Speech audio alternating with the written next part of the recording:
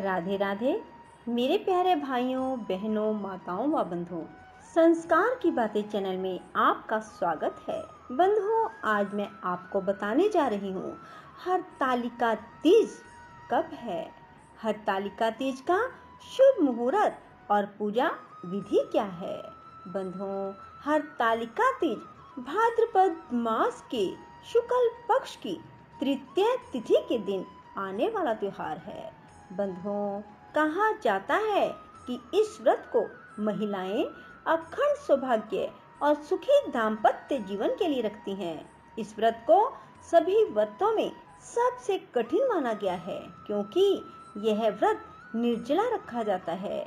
कुंवारी कन्याएं हरतालिका तीज व्रत को सुयोग्य वर की प्राप्ति के लिए रखती हैं। हरतालिका तीज व्रत के लिए मायके से महिलाओं के श्रृंगार का सामान, मिठाई, फल, कपड़े भेजे जाते हैं। हरतालिका तीज व्रत तिथि, शुभ मुहूर्त और पूजा विधि इस प्रकार है।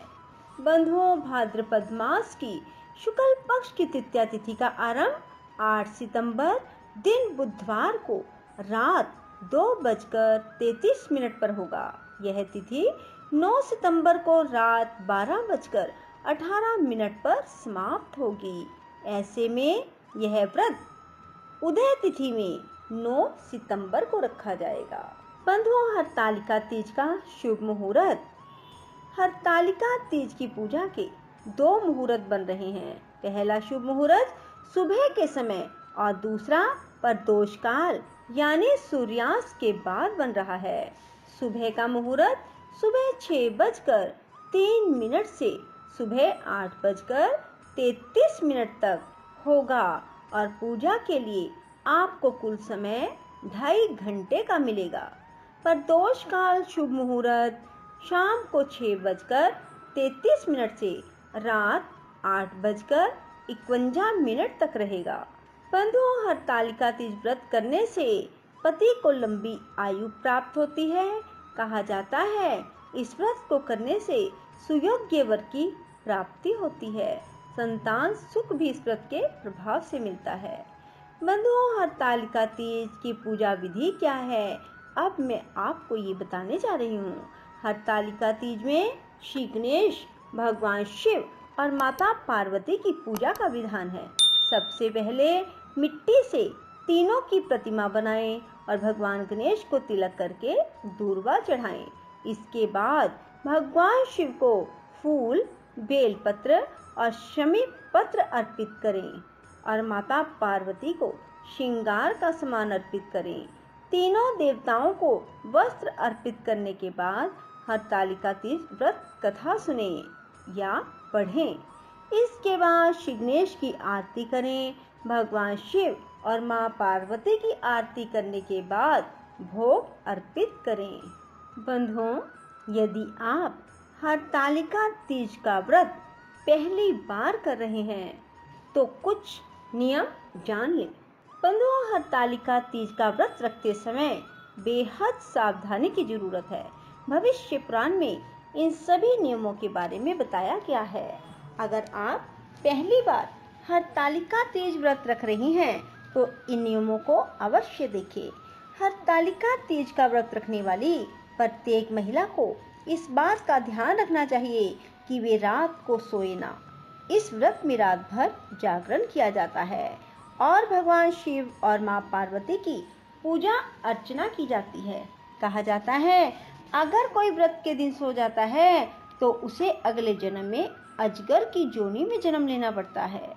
ऐसा कहा जाता है हरतालिका तीज का व्रत निर्जला और निराहार किया जाता है। अगर इस दिन कोई महिला फल खा लेती है तो उसे अगले जन्म में वानर का जन्म मिलता है।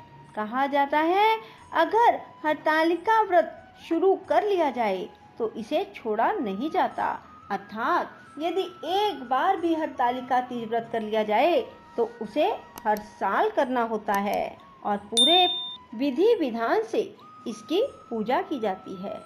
इस व्रत के दौरान अगर जल ग्रहण कर लिया तो अगले जन्म में मछली का जन्म मिलता है। व्रत करने वाली महिलाएं इस दिन खुद को क्रोध से दूर रखें। हरतालिका तीज के व्रत में महिलाओं को खुद पर संयम रखना चाहिए, क्रोध बिल्कुल नहीं करना चाहिए। हरतालिका तीज का व्रत रखने वाली महिलाओं को ध्यान रखना चाहिए कि वे बुजुर्गों का विशेष रूप से ध्यान रखें। इतना ही नहीं, अपने से बड़ों या छोटों के साथ अपशब्द ना बोलें। व्रत के दिन पति से झगड़ा करना भी नहीं चाहिए। हो सके तो विवादों की बातों को ज़्यादा मूल्य ना दें, बातों को इग्नोर करें, बाद में मिलकर बैठकर प्यार से बातों को सुलझा लें। बंधुओं, हरतालिका तीज को हरतालिका तीज क्यों कहा जाता है? हरतालिका शब्द की उत्पत्ति दो शब्द हरत और आलिका से हुई। इसमें हरत का मतलब होता है अपहरण और आलिका का अर्थ है सहेली। एक पौराणिक कथा के अनुसार माता पार्वती का अपहरण उनकी दो सहेलियों द्वारा कर लिया जाता है ताकि उनकी इच्छा के विरुद्ध माता पार्वती के पिता उनकी शादी भगवान विष्णु से ना करवा दें। ऐसा होने से बचने के लिए माता पार्वती की सहेलियां उनका अपहरण करके उन्हें गुफा में ले जाती हैं। दरअसल पुरानी कथा के अनुसार नारद जी के कहने पर माता पार्वती के पिता उनके विवाह भगवान विष्णु से करवाना चाहते थे। वहीं माता पार्वती भगवान शिव से विवाह करना चाहती थी और भगवान शिव को पाने के लिए वे कठोर तपस्या कर रही थी। और ये बातें जब उनकी सखियों को पता लगा तो वे माता पार्वती का अपहरण कर लेती हैं ताकि उन्हें भगवान विष्णु से शादी करने से बचाया जा सके। माता पार्वती गुफा में भी कठोर तपस्या करते रही। इससे भोलेनाथ बहुत खुश हुए, माता पार्वती को आशीर्वाद दिया और उन्हें अपनी पत्नी के रूप में स्वीकार कर लिया। बोलो शिव शंकर भोलेनाथ की जय, माँ पार्वती की जय। राधे राधे, जय श्री कृष्णा। बंधुओं, यदि आपको हमारी वीडियो पसंद आए तो इसे लाइक करें और साथ ही शेयर करना ना भूलें। बोलो शिव शंकर भोलेनाथ की जय, माँ पार्वती की जय।